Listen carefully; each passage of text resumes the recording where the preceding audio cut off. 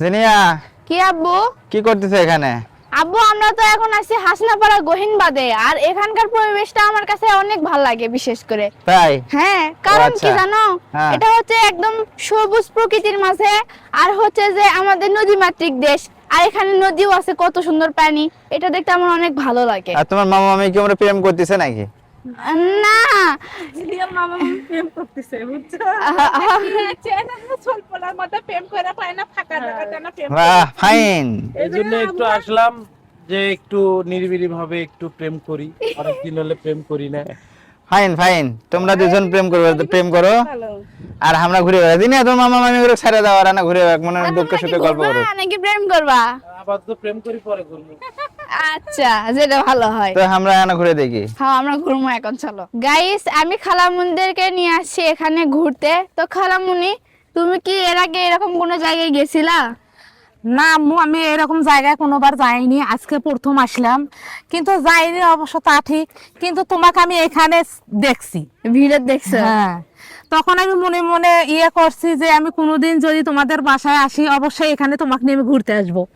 সেই জন্য আমি তোমাকে নিয়ে আজকে ঘুরতে আসছি। তাহলে তা কি- তোমার কেমন লাগতেছে? আমার তো এই জায়গাটা অনেক ভালো লাগে। তোমার কি তাহলে শখটা পূরণ হলো? হ্যাঁ, আমার সব পূরণ হয়েছে, মানে আমি সেই খুশি। যখন আমার খারাপ লাগে তখন জিনের আব্বু বলে চলো আমরা Guys, ঘুরে আমিও আসি। অনেক- আমরা তো এই জায়গায় আসছি আমরা এমন একটা সময়, যে এটা হচ্ছে বিকালের সময়, আর পরিবেশটা একদম ঠান্ডা, আর এখানে একদম কোলাহল মুক্ত, কোনো চেঁচামেচি নাই, আর মানুষের ভিড়ে আপনাদেরকে ঠেলাঠেলিও করতে হবে না। আর এই হাসনাপাড়া গোয়েনবাটটা একটা ভালো জায়গা। এখানে আসার পর আমাকে অনেক ভালো লাগে, কারণ আমার এই পরিবেশটা অনেক পছন্দের। আর খালামুনিদেরও নাকি অনেক শখ ছিল যে আমাদের এখানে বেড়াতে আসার পর এখানে আমাদেরকে ঘুরতে নিয়ে আসবে, নিজেও আসবে। তো ফাইনালি তাদের শখটাও পূরণ করতে পারছি, এটাও আমার ভালো লাগলো।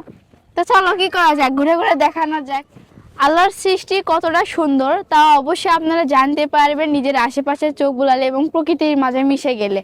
কারণ প্রকৃতি যত সুন্দর, ততই আপনি বুঝতে পারবেন যে আল্লাহ কত সুন্দর করে আমাদের জন্য এই দুনিয়াটাকে সৃষ্টি করেছে। তো দেখা যাচ্ছে নদী তো আমাদের সবার কাছেই বেশ প্রিয়, কারণ নদীর এই স্নিগ্ধ বাতাস অনেক শীতল, আর আমাদের এটা অনেক ভালো লাগে। তো সেই জন্য যারা নদী প্রেমী আছেন, এরকম ঘুরতে পছন্দ করেন, প্রকৃতির প্রেমী আছেন, তাদের জন্য এই জায়গাগুলো অনেক ভালো, তাদের মনটাকেও ভালো করে দেবে। তো আমাদের মন একটু আপসেট হয়ে পড়লেই আমরা এই জায়গাটাই প্রায় প্রায় ঘুরতে আসতাম।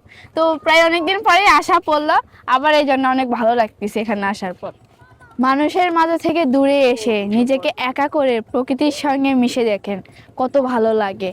আর এইরকম একটা বাতাস, নদীর জায়গায় আসছি, নদী তো এমনিতেই মনের দুঃখ সব ধুয়ে মুছে সাফ করে দেয়, তার পাশাপাশি যদি এরকম একটা পরিবেশ হয়, আরও কত না জানি ভালো লাগে। কারণ আমি এটা উপভোগ করতেছি, আমার কাছে অনেক ভালো লাগতেছে, মনে হচ্ছে এই হাওয়ার সঙ্গে আমিও যদি একদম মিশে যেতে পারতাম।